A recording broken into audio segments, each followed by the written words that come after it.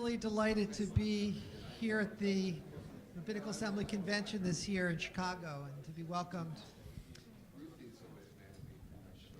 And one of the roles that I've played the last few years has been related to creating a vision for our future through our development of strategic statements, our bold statements of strategic intent, which was the product of the strategic planning process that we engaged in, that we went public with in 2015. And we were very intentional when we set out to do such a process, which had not been done since 1996. And I dare say that when I went back and read that plan, it had lots of important things to say, but it's not clear how much that work was integrated into the life of our Rabbinical Assembly. And so here we were with a membership that seemed to be very disconnected, frankly. And so we chose an approach to strategic planning that tried to be the change that we wanted to see come about. Through a high engagement of our member, hundreds of rabbis, whether they were meeting in one-on-one meetings or in regions, or were then the relatively newly formed clusters, through survey, really tried to listen carefully to what it is that our membership said that they wanted the Rabbinical Assembly to be. And out of it, as you heard mentioned earlier in the business session, came 10 bold statements of strategic intent that really are defining the work that we're doing, and I think very much informed the last convention in Baltimore and this one as well. Of the 10 bold statements, we then divided them into 3 sections.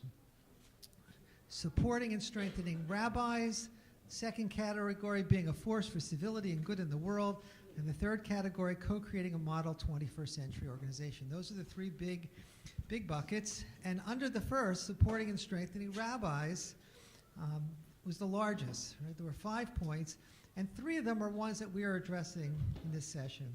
The first, chevruta, collegiality. The second, le'ela, career development. And third, timicha, support. That's what we heard loud and clearly from our membership, that they were expecting and requiring for our Rabbinical Assembly to be considered an organization that was absolutely indispensable. And so it's been really, really exciting to see the way in which implementation of this plan has gone forward. And one of the first efforts out of the gate to realize and implement this vision has occurred in the area of career development. I'm really grateful to Elliot Schoenberg for all of his work in listening and taking this very seriously and really saying, okay, how can we do this differently to be meeting the needs of our members? And we appreciate Emily. Where's Emily? And Del, who's tremendous support in that area. And Aaron Brusso, who was the late chair of that area. And so with Elliot, with Aaron, give them all an applause. And so today, our session, The Rabbinic World, How We Serve, which we now will begin, and Elliot will introduce, and Aaron will moderate, and we'll hear more about our panelists.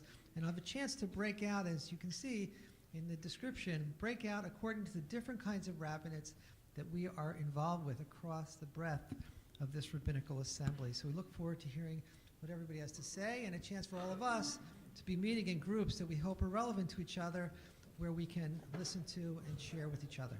Welcome.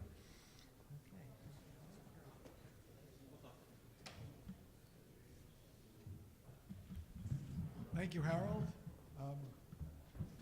I want to reiterate a great deal of thank yous to Aaron, because none of this is possible without a partner and a lay leader, and with Emily, another partner who's actually fulfilled many things that we wanted to do.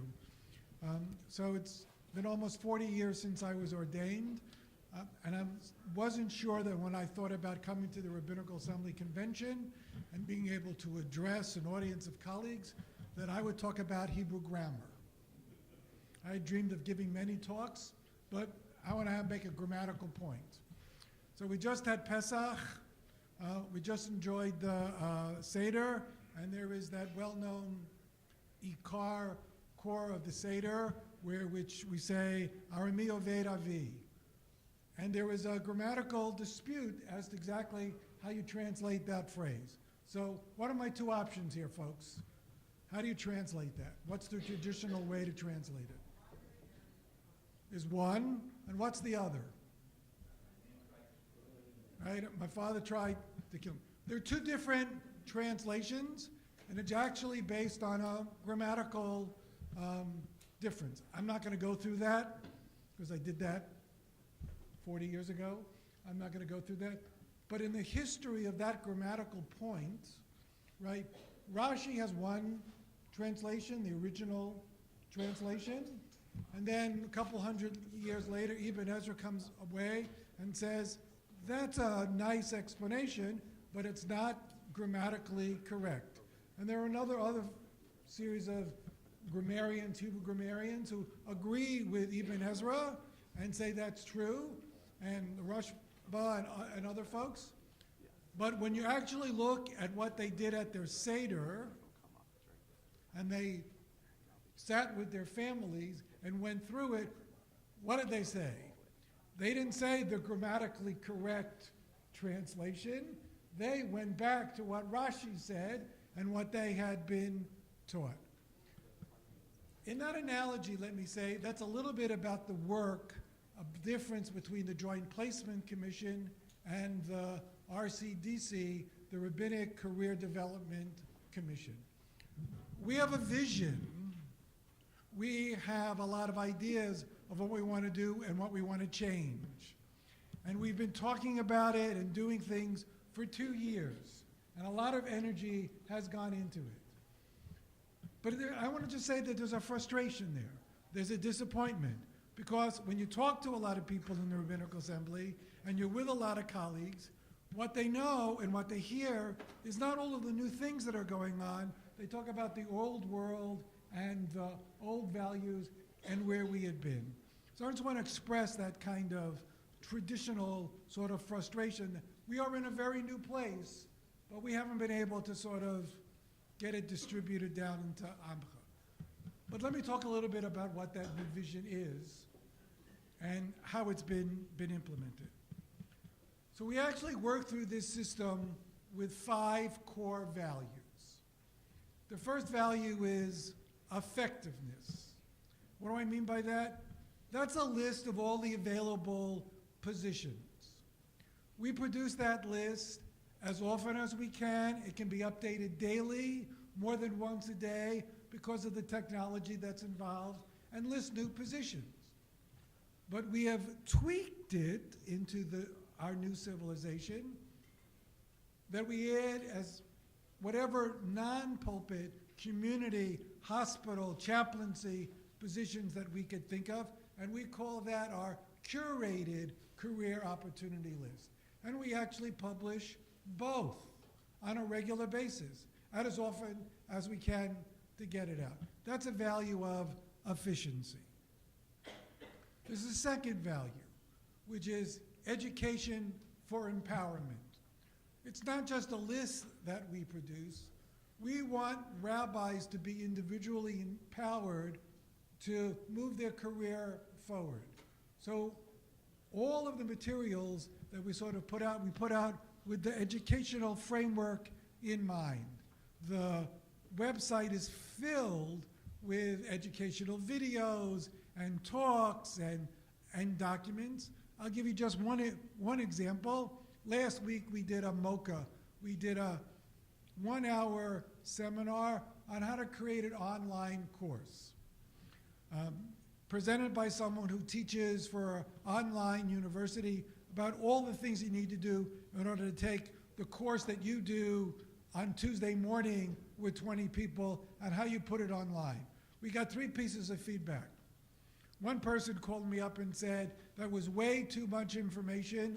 I wanted to know just how to teach a 4-week course and not a university instruction. Someone else said, I'm already doing something that wasn't enough. I wanted to be able to take it up to the next level. And a third person said, that was precisely right. Can I take it and distribute it to the other members of my board of directors? So that was perfect. We dissatisfied an entire group along the spectrum. But what I will say is we had 20 people who registered for the course, and then now in the new world, 10 rabbis called the office and said, we're not available when you're doing that. Make sure you record it so we can listen to this at our convenience.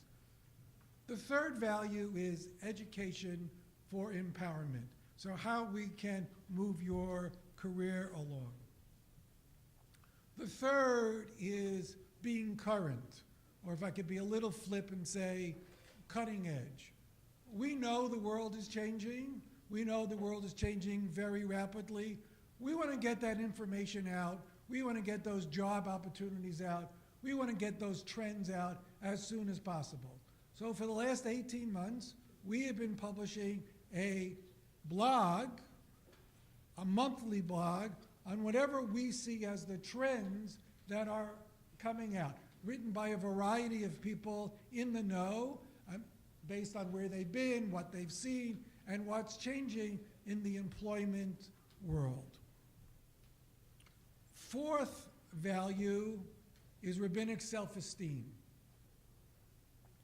Real core of the work is that we value what it is that you do on a daily basis, on a regular basis. Aaron will talk more about this. And the core of who we are is the work that we do, and the work that we do is so diverse. And we, as part of what we want to do, is figure out ways to get that story out, internally to our RA itself, and externally to the rest of the world. Because rabbinic self-esteem is really a core value to us. And finally, the last thing that I will say in terms of what our values are is a peer-to-peer relationship building. This is really what, wherever Harold went, Harold, in the core of the strategic plan, is not hierarchical, but really flat and peer-to-peer and networking and creating opportunities and cohorts for colleagues to learn and work with each other. I'll give you some examples of that.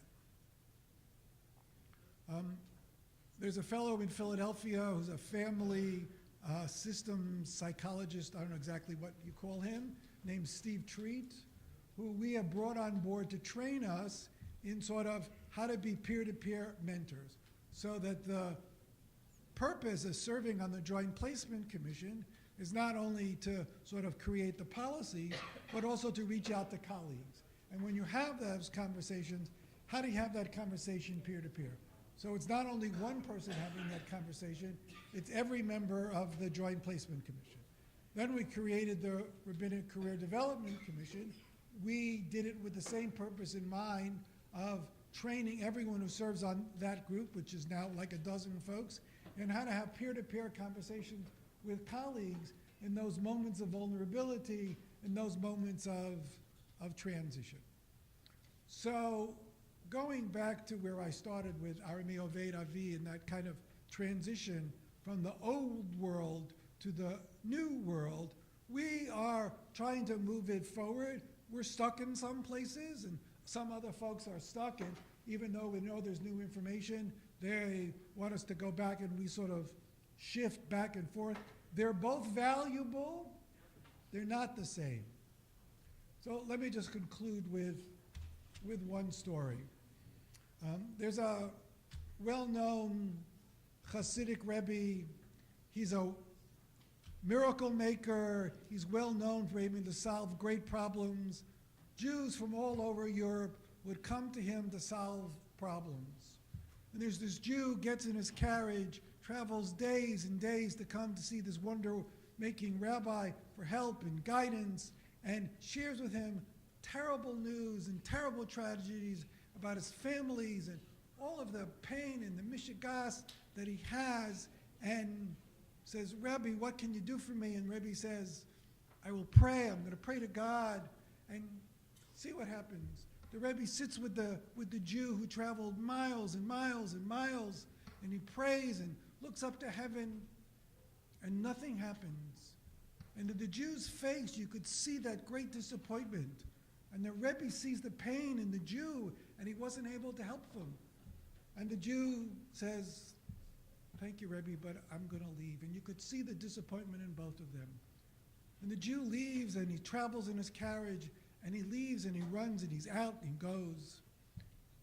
A couple of hours pass, and the Rebbe has a vision. And the Rebbe sees that he made a mistake. And the Rebbe gets in his carriage, and he travels fast and hard, running after the Jew, and see if he can catch up to him. And he finally does, and he sees that this Jew sees the dust in the carriage that's behind him, and he stops and sees what happens.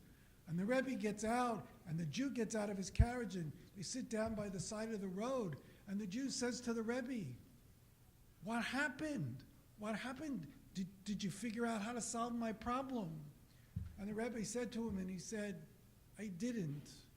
But you know what? I saw your pain, and I wanted to sit with you, and I just wanted to cry with you and to know that I was with you and present in that moment." And for me, that says where we want to go in the Joint Placement Commission and in the RCDC. We want to solve the problems that we can, but more than that, we want to be there on the journey of rabbis as they go along and be there with empathy. Thank you.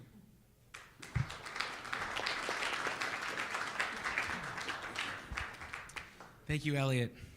I want to thank Elliot and Emily for being such amazing partners on this journey.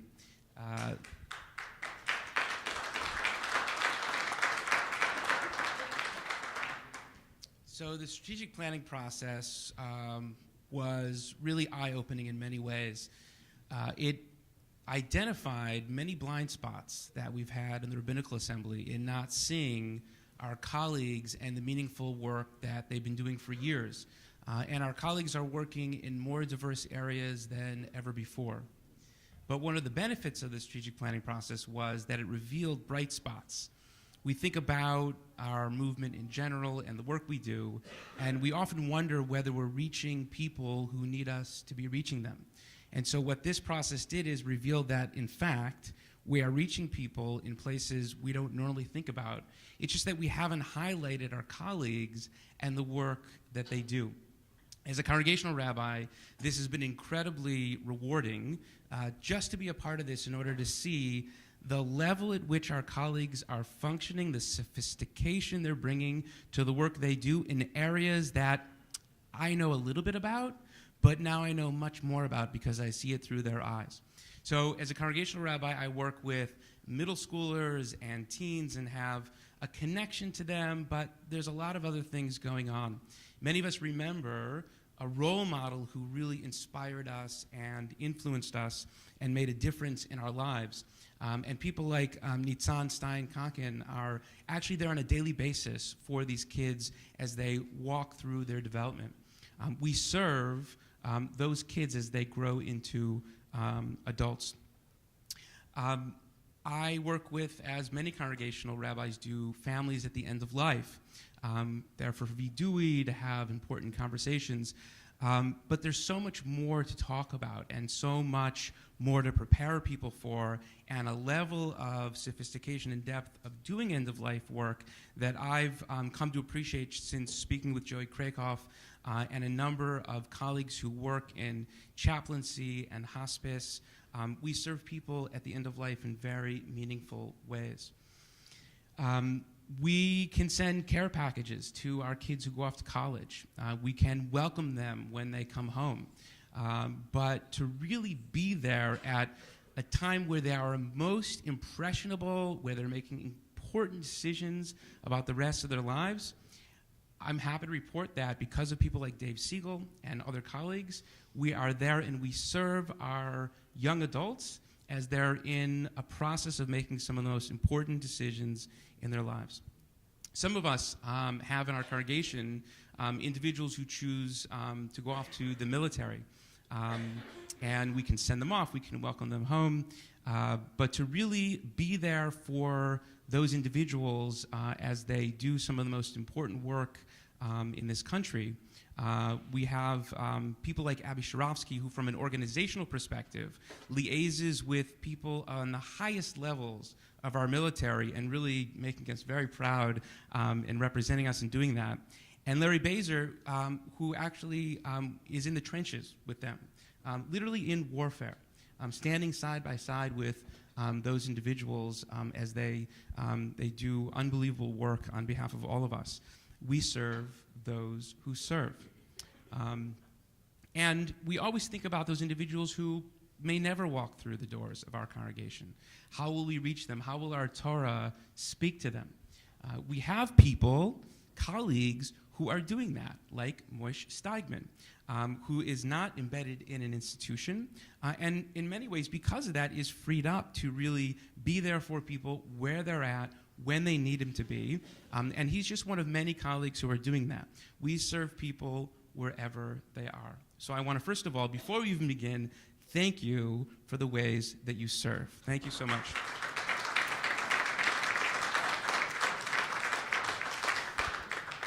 So I just want to start by asking you a question. As you answer it, if you could just fill a little bit more in on what it is you're doing right now. So why did you choose the career path that you chose in the rabbinate?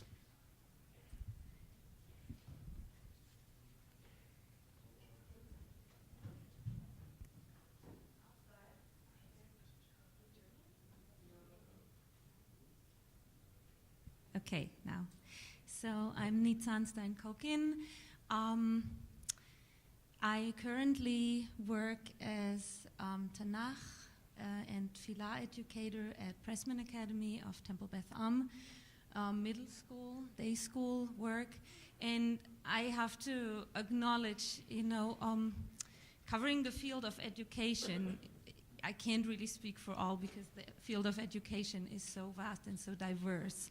So there's so many things that we as rabbis do, and in so many different ways, be it, in a congregational setting, school rabbi, adult education. So just as can speak about me a little bit, I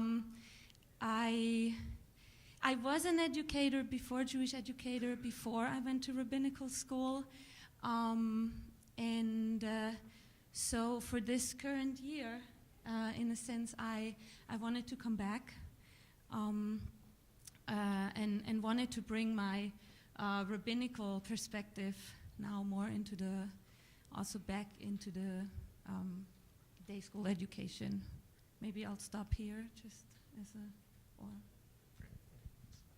Hi, I'm Joey Krakoff. I'm a recovering congregational rabbi.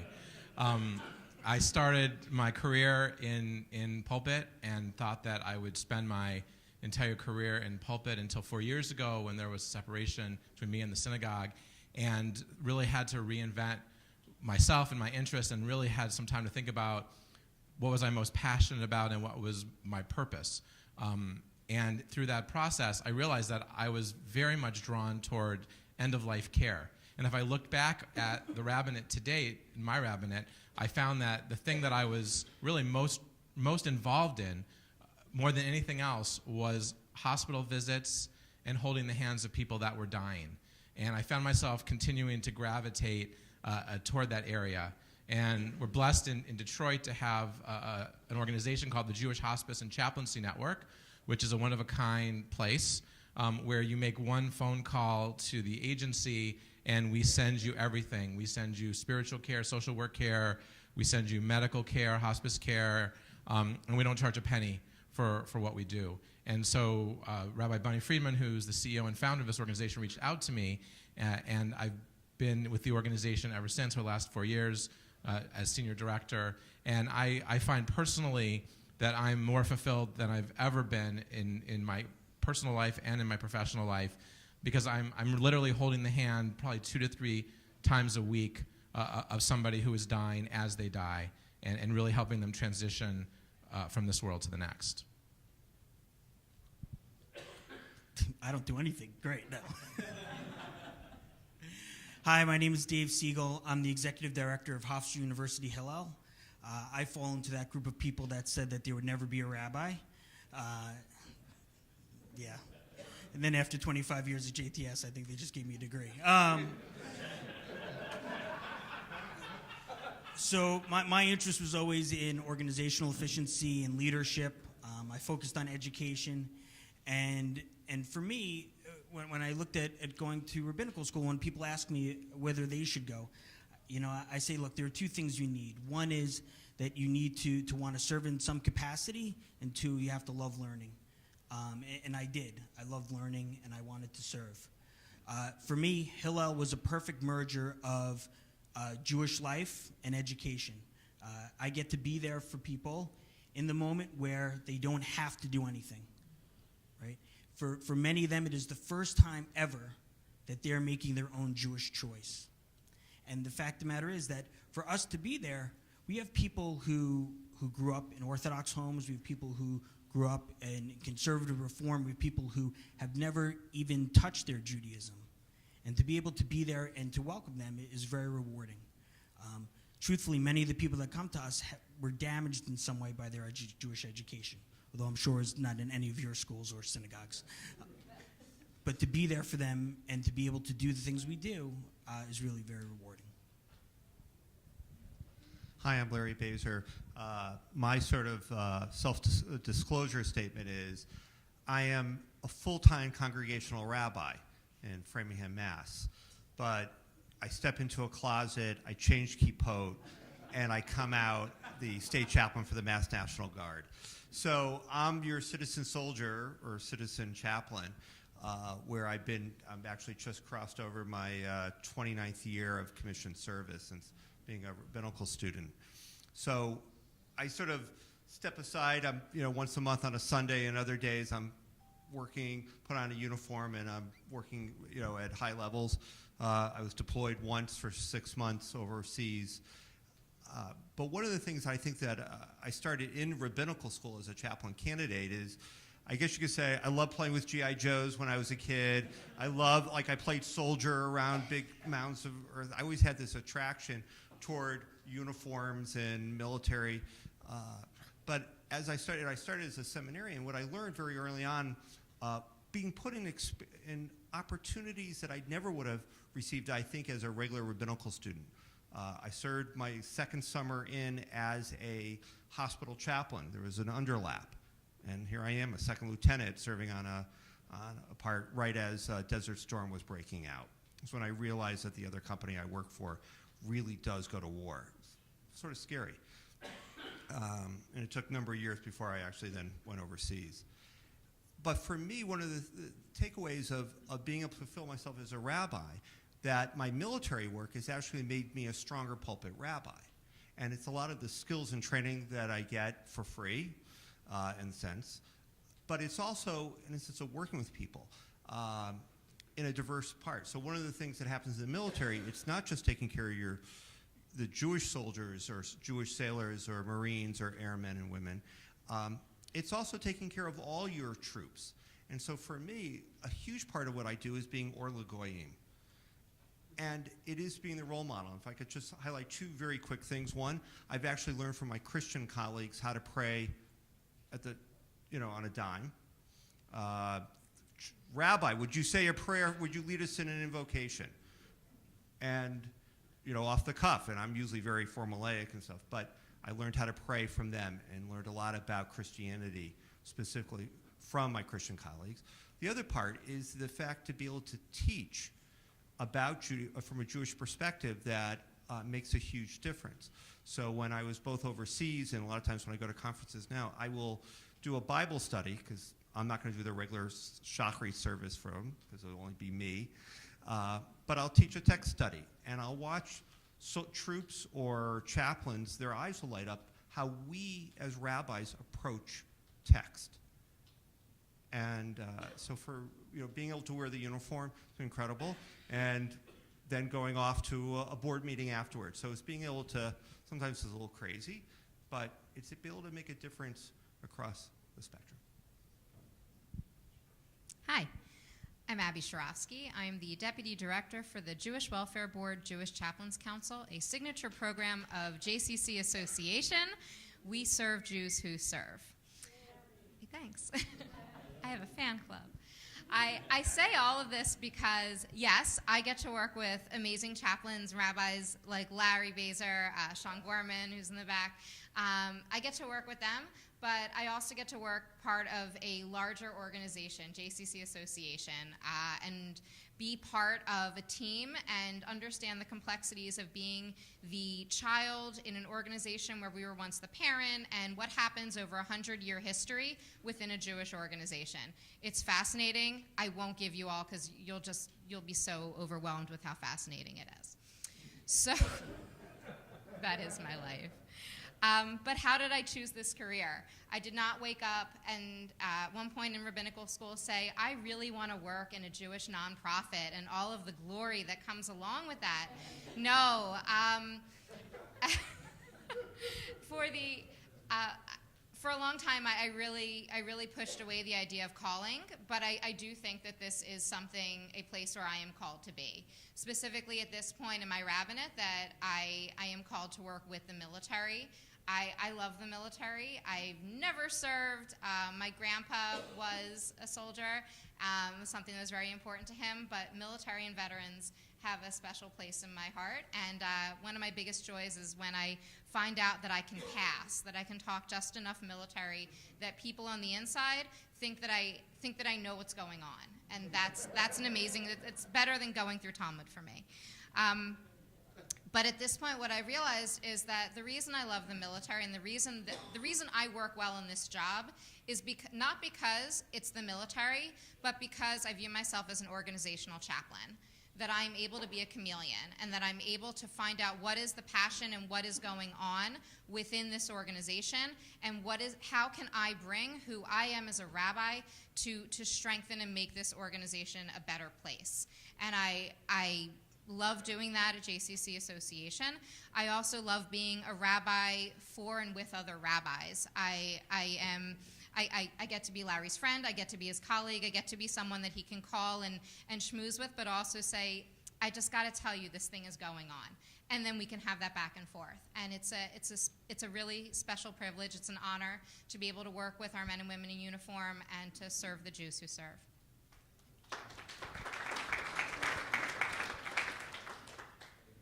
My name is Moishe Steigmann, and I am the founder and director of The Spark, Wisconsin. And the tagline of my organization is Activating Your Jewish Energy. And the reason, that I chose the entrepreneurial route, there are really three reasons. First of all, I view my role as a rabbi less as being a sage on the stage and rather as a guide by the side. In other words, I don't believe that my role as a rabbi is to tell people how to be Jewish. Rather, I think that my role as a rabbi is to help enable adult Jews to own their own Judaism. The second reason that I chose to go this direction, and this is reflecting on my previous work experience. I'd been a synagogue rabbi for 6 years, a day school rabbi for 5 years, and I would actually suggest this might be in partial answer to Joel's compelling question at the end of our morning plenary session. The second reason is it's impossible for each one of us to meet 100% of the needs of every single Jew in our community 100% of the time. It's simply impossible. And I wanted to do this to help serve as a complementary role to meet the unfilled religious, spiritual, and communal needs of the Jews in our community. The third reason I wanted to launch my own organization is actually deeply personal. I was seeking the opportunity to live my own expression of Judaism in an authentic way. So put those three together, and I know someone this morning used the phrase jump off a cliff, but I say jump off a cliff without a parachute. So I jumped off, and here I am. Thank you, guys.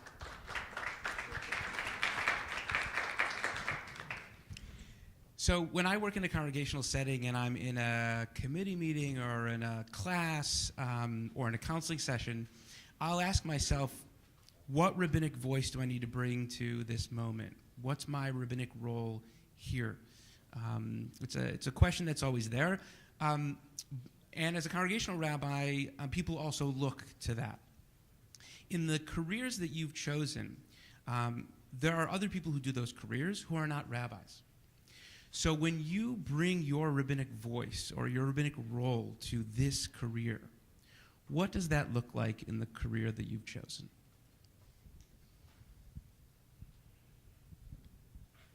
guess it's me again. Well, I struggled a little bit with that question because, a rabbi is an educator. A big part of all of us is being educator. And also, to credit all the Jewish educators that are out there that are not rabbis, I think any good Jewish educator has at heart the children or the students that they work with and look at them as holistic Jewish human beings that we want to inspire and connect to Torah. But I do think seeing my perspective has, I think, grown with rabbinical school, has widened, doesn't end anymore in the integration of curricula or of content with other disciplines. It doesn't end at the school door or at the synagogue door of my specific congregation, but in an age where we talked this morning about millennials maybe not looking for institutions, I might be a role model. I hope to be a role model. I hope to be a touch point, a connector to that Jewish life, opening up the hearts and minds and spirits of children, of youth,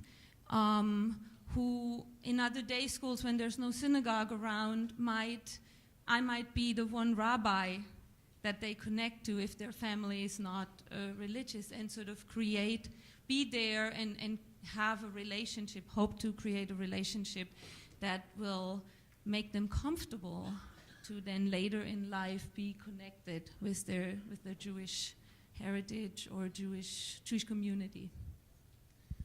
So often, when a social worker asks, "Do you want a rabbi?" the person or the family member says, "No, we're not religious. We don't need the rabbi." Either that side, or if the rabbi comes, then he's going to make the death go quicker. He's going to precipitate the death. But what I find is more and more is people that don't want a rabbi actually really do want a rabbi, and they don't want a rabbi necessarily to talk religion, or I'm not sure what they think I'm going to do. A guy last week thought I was going to give him a shot and he was going to close his eyes and that would be it. We don't do that.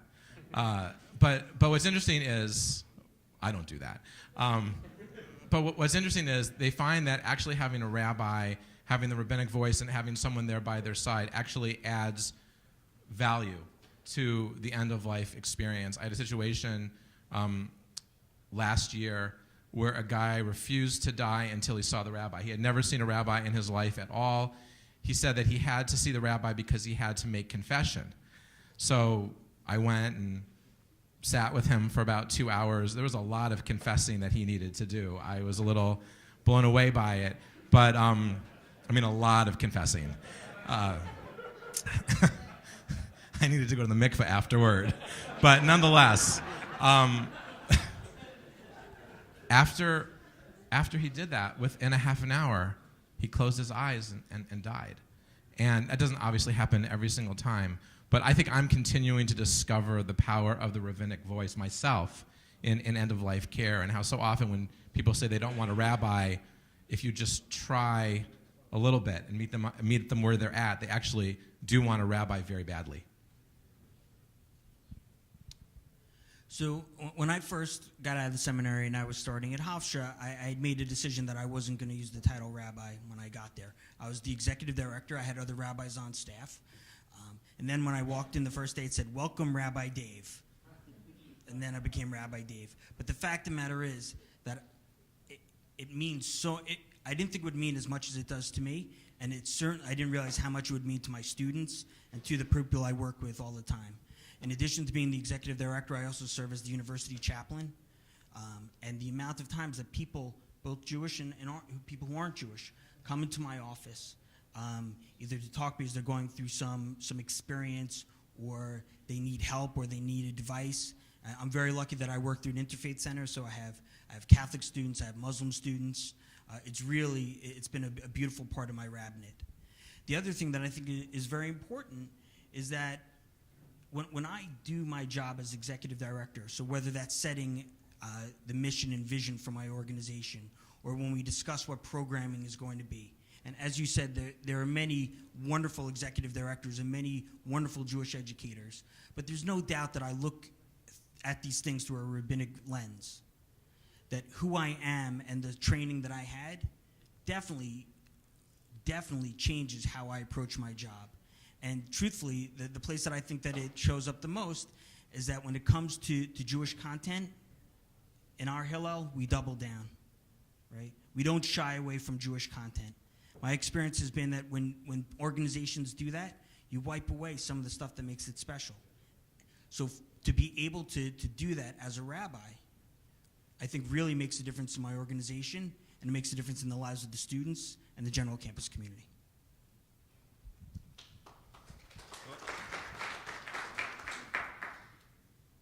The interesting part in the military world is that the title of chaplain can only go to an ordained clergy. So although there are places where there are, let's say, there's no rabbi, they might have someone who is a lay leader, which then Abbi supervises and really works with them. But there's a lot of things that, I mean, it's easy.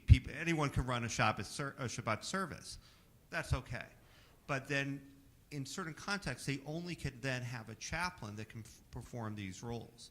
So then to have a chaplain who's Jewish means that I think we bring our tradition and the way we approach things.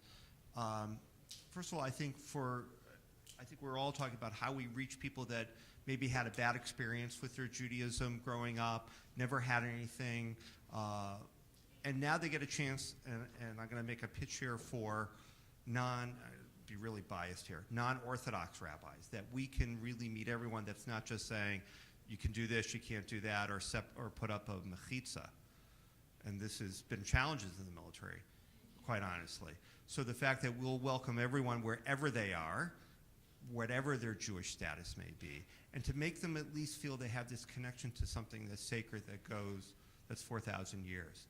And it could take someone who never thought they would walk into services, want to get away from the drill sergeant or something, that are going to show up and say, oh, by the way, in Kabul, we're the only ones that gave a good l'chaim from Friday night for Manischewitz.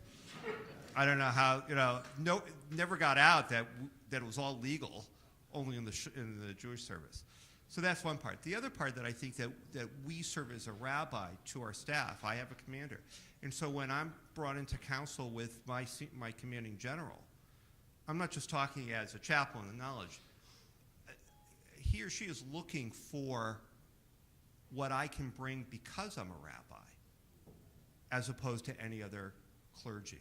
And so I think that becomes really a sacred work that only we can do. So I want to focus on my actual day-to-day and the people that work in my office on 528th Avenue in Manhattan. On Monday, this past Monday, our building had a fire. We're a 26th floor high-rise, and there was an electrical fire that broke out, probably due to a transformer exploding or something because of all of the rain that came in. Fire towards the end of the day, around 4 o'clock or so. And there were some confusing messages. Should the building evacuate? Should people shelter in place? And ultimately, I and almost all of our staff decided to evacuate the building using a separate staircase that actually isn't in the building. Our floor spans 2 buildings. And I went downstairs, and I'm standing down there with a few people, and I'm noticing that some of my colleagues are just, bye, it's the end of the day, I'm heading home. And something said, wait, don't go. And I look around, and I see Dwayne. Dwayne he manages all of the shipping in and out of our office. He's part of our production team. He's been part of our office for 20 plus years. Great guy, one of my favorite people in the office. And Dwayne is pretty unflappable. And I'm looking at him, and the vibe coming off of him is that he's flapped. He's not, there's something off. And I'm listening to how he's talking. I'm listening to his voice, and I just decided I'm just going to hang out and talk to Dwayne. And I'm texting my friend who's upstairs and saying, please get your tuchus out of the office. It's, you don't need to go down with the ship kind of thing. And thank God everyone was fine. There were only minor injuries for a few people. Thank God everything okay. But I'm watching Dwayne, and we're talking about people in the office, who's still sitting up there, what's going on. And I didn't tell him that I was standing there because I could sense that he needed something. I just stood there, and we talked and hung out and said, if you need to go smoke, it's not going to bother me. You can go have a cigarette. He's like, no, if I would have done that a while ago. I'm okay. And I'm thinking, no, you're not. But it's okay, because I'm just going to stand here. And when Dwayne finally decided that he was ready to go home and ready to leave, I said, I'm going to go too. And he went to the subway, I went to my bus, and it was fine. And the next day, we were in the building. We had very limited resources. We were without internet and our server till about 1:30 in the afternoon. And if you can imagine functioning without internet when you're trying to get all kinds of work done in any kind of organization, it was not a fun day. And Dwayne sees me in the hall and says to his supervisor, she's tough. She's like nails. She's tough. And I knew that was him saying to me, thank you for standing there. He didn't know what was going on. I knew what was happening. And without him saying thank you for being there when I felt vulnerable, I was there. And I knew that he appreciated it, and he knew that I was happy to be there for him. And I think that's something that I, as a rabbi in an organization, can do. I think that's something that we can all do for the staff, no matter where we are, is know what's going on for them in that moment. And my colleagues, great people, they couldn't have stood there and just simply been that presence. So I'm thankful for that. For me, being a rabbi who's the founder and director of a nonprofit, really gives me permission to talk to people and really help them own their own Judaism. It really gives me the ability to look Jews in the eye and say to them, you are not a bad Jew. And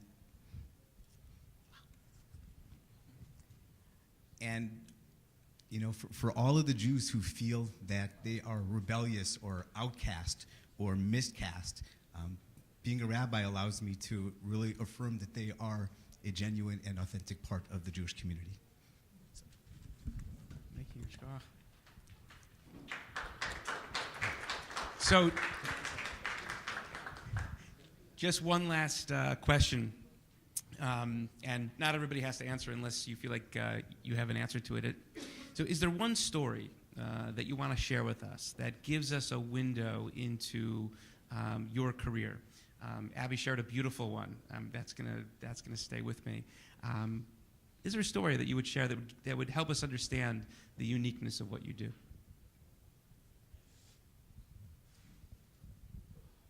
Yeah, I think for me, what's different for me now as a hospice chaplain, as opposed to what I was doing before, is that I always felt that I needed to run from appointment to appointment, and I would spend time in the hospital, I would spend time with families, and I would spend time on trying to really address the dynamics, but I always felt like I had to be somewhere else, and that somebody else needed me, and I had to sort of manage a day. I think for me now, like, I can be with a family, with a person for 2, 3, 4, 5, 6 hours, and not feel guilty and not feel like I've got other things to do. I mean, I certainly have other things to do, but I don't feel the same pressure, I don't feel the same need to run, but that I can be fully and completely there and really just be there without having to worry about what else is going on during the day. And that's been really a transformative experience in my own personal and professional life.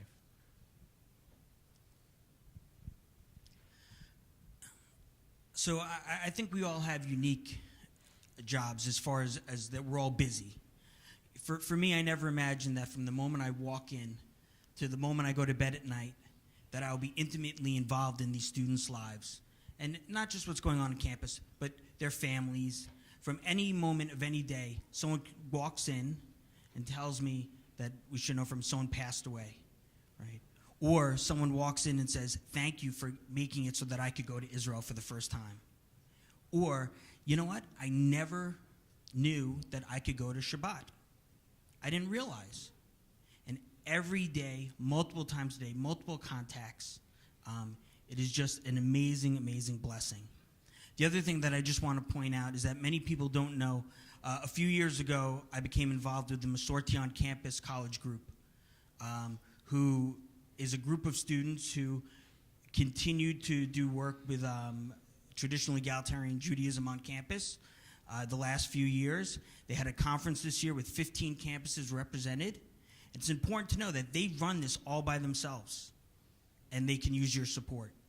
It is a wonderful, wonderful program, and just that I think that one thing that always drives me crazy is that when I see on either RavNet or I'm talking to people who are rabbis, and they say, oh, well, there's nothing good going on for people that are traditional egalitarian. There's tons of amazing stuff. I mean, you heard from Megan this morning. There's tons of amazing stuff that's going on, and I'll speak for Hillel that it's just really a blessing to be able to facilitate that and to make sure that we could create a space for all students to really be able to explore their Judaism.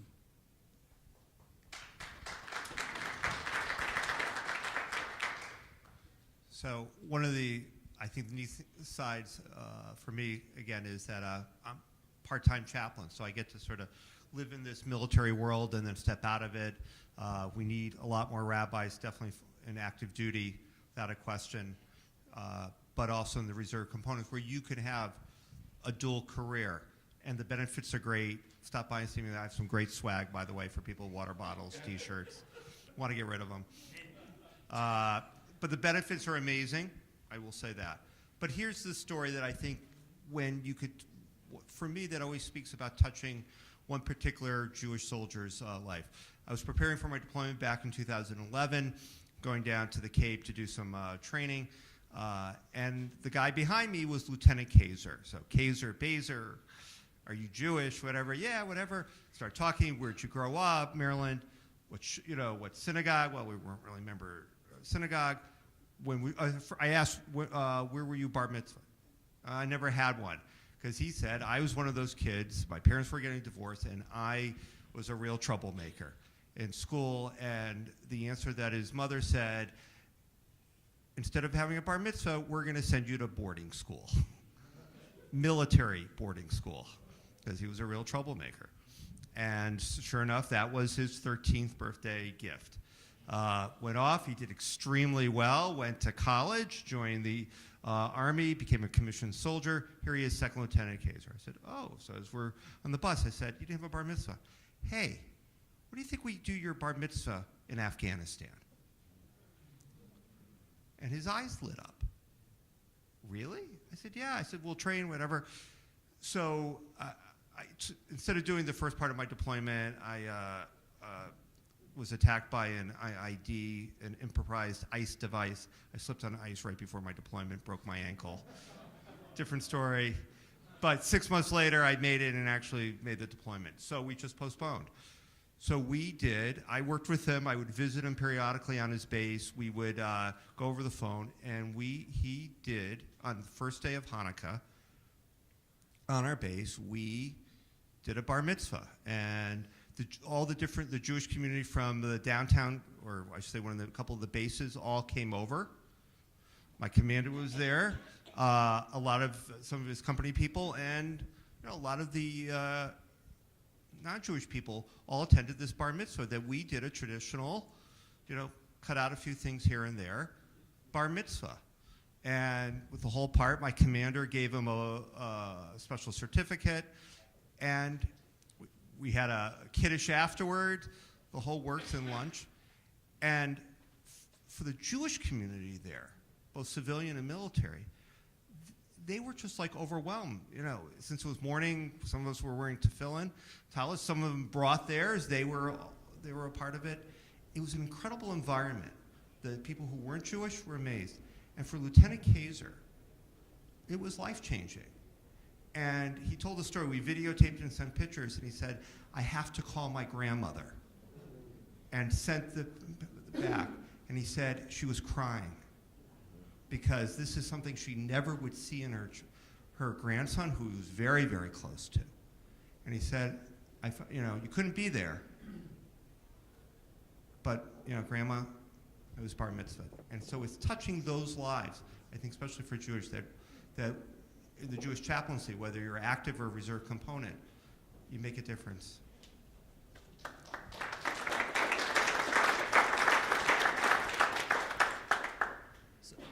I'm thinking of one participant in my pilot cohort who had moved with his family to Milwaukee 12, 13, 15 years ago and had tried to find his place in the Jewish community, wasn't able to do it, felt ostracized, marginalized, moved about 25 minutes west of Milwaukee.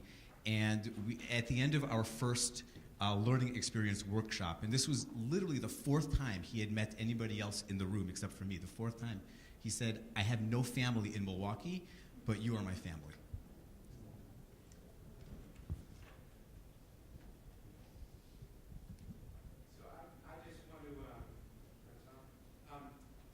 So I want to thank you guys so much for everything.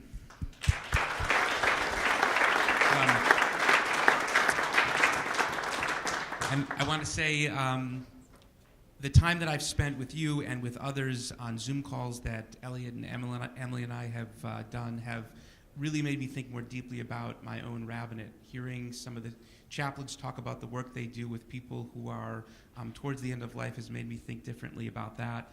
Some of the educators have made me think about the opportunities I have with every single student at every single moment. And the entrepreneurs have taught me that there's never any moment where we're doing Judaism versus off-duty or somewhere outside of where we're supposed to be doing this. It's every moment, every person, and every occasion. So I want to thank you for all those gifts that you've given me. And the last thing I want to say is Rabbi Mordechai Yosef Leiner of Izbika talks about the building of the Mishkan, of course in the way in which everyone brought their own gifts that reflected their own uniqueness. But the real gift being not the creation of the Mishkan itself in all of its beauty, but the way in which it allowed every individual to see each other in their uniqueness and the gifts they bring to the table, and the way that built community. Thank you so much. And thank you, Aaron Brusso, for moderating, for all the work you've done, Elliot and Emily. So applause. I want to... and for really realizing our goal of our strategic plan, of our organization, to get that message out there as we have in our publications, really putting out there the different kinds of rabbinates that make up our Rabbinical Assembly.